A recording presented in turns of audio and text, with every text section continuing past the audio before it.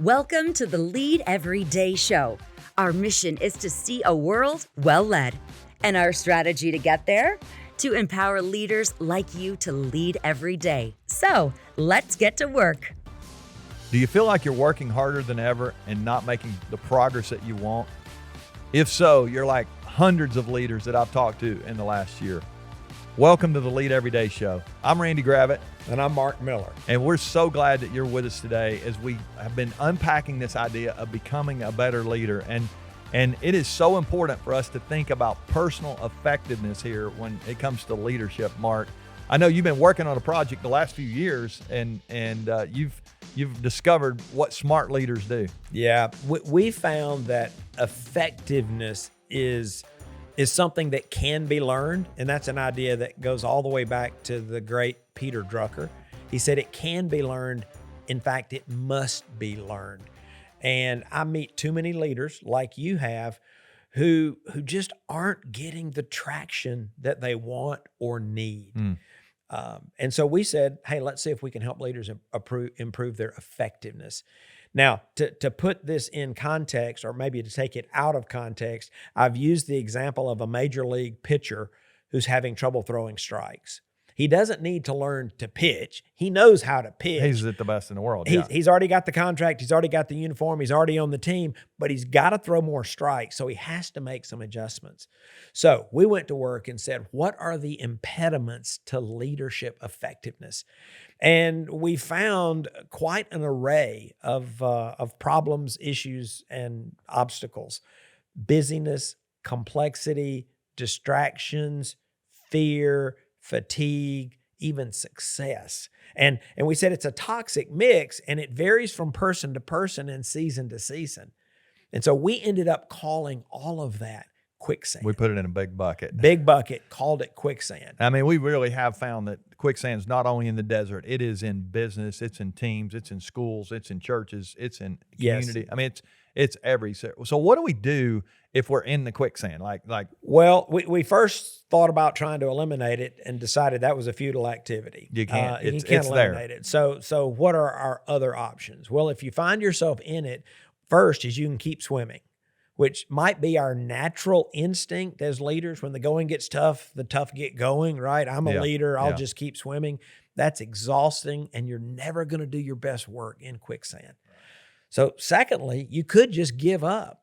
You could just die. You might not physically die, but your hopes and dreams can be extinguished in a moment when you quit trying. And by the way, you might even know of leaders who've quit in place. I was actually talking to a leader just a couple of weeks ago. I was doing an event, and this leader, he said, I've actually, it came up to me at the end. He's like, I've taken my foot off the gas. I've just given up. And he realized that so many people are being affected by my lack of engagement. If I'm a leader and I'm not engaged, that's a problem. That's a problem. Yeah. So the third and final option is to escape.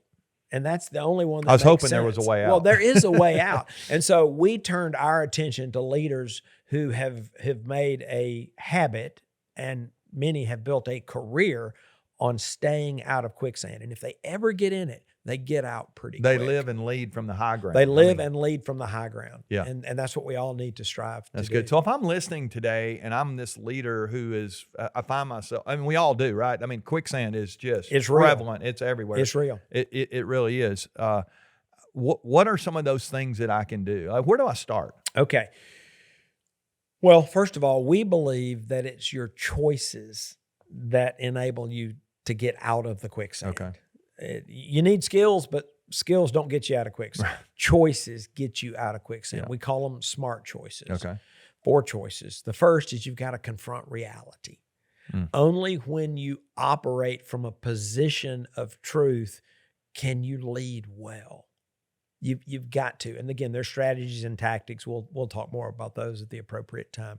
The second thing you need to do is grow capacity. Now, a lot of leaders hear that and they go, well, if I had capacity, I wouldn't have this problem. Well, okay, I got that, which explains why it's one of those critical choices for you to get out. You've got to have enough capacity to respond to the challenges of today and the challenges of tomorrow. And so there are any number of things that leaders can do to actually grow capacity. One simple one, if you can take a 30-minute meeting off your calendar that you don't really have to attend, or the meeting doesn't have to take place. You just bought 30 minutes of capacity. Yeah. So it's interesting. There is capacity out there. And I mean, even the question you've asked me this before. What is it that you're doing that somebody else could do? Right. I mean, that could maybe get one of those meetings off your calendar. And you've challenged me. It's never our job to do somebody else's job. That's right. That's right. So there is capacity to be had out there. The third choice is to fuel curiosity. This is how we maintain relevance in a dynamic world. Is we've got to figure out how to keep learning and growing. And fourth and finally, and this is not an irrelevant afterthought, this is maybe the pinnacle, is that we have to choose to create change. And those first choices will position us to create change. Because you've said that change is going to require something different. Yeah.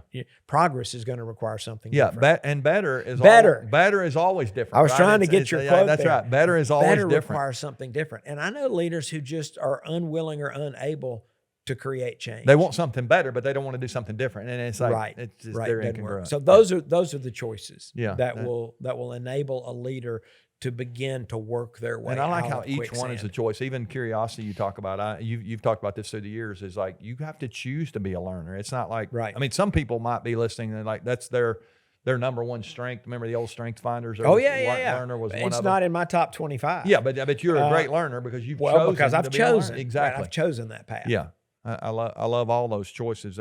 Maybe the first one is the most important. Well, you got to start where you are, right? I mean, it's like you don't have to stay there though. You can go to that place of change. Each one of them is a choice. We have an assessment that we can give them here, the Smart Leadership Assessment. How do they get access to that? They need to text besmart to 66866. And I'll say hats off to the team that built that. It's not one of those assessments that when you finish it, you're going to think, well, that's 10 minutes of my life I'm never going to get back. They're actually tactical recommendations based on your responses. Your responses, yeah. And so I hope that people would check that out. It'll show you where you are. So as we sort of wrap this up today, I would say when you're in quicksand, it's the couple things. First of all, you don't get there you don't choose to get. You don't go there on purpose. No, you don't go there on purpose. I mean, you fell or were pushed. It's great if you have somebody with remember the old. It seemed like every show back when we were kids had quicksand in it. Yep. I never really seen any quicksand, but I have seen it real. in the business place and in the marketplace. It really is it really is real. Back in the day, somebody would come along with a vine and they'd pull them out.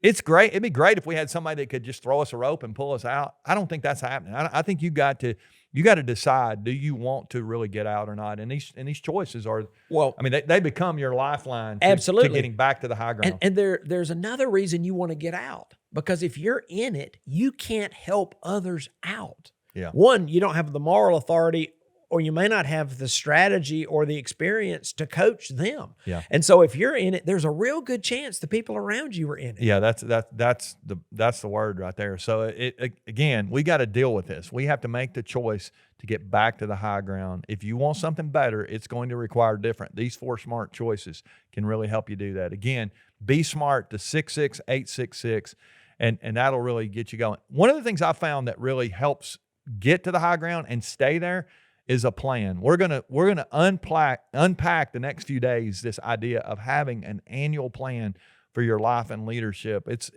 We're nearing the end of the year and we're going into a new year. I'm excited about that these next few episodes. I hope you'll continue to join us. Thanks for downloading. Thanks for the comments you've left. Love that. Thanks for sharing with your friends and family. I hope you'll continue to do that. Remember, the best leaders lead every day.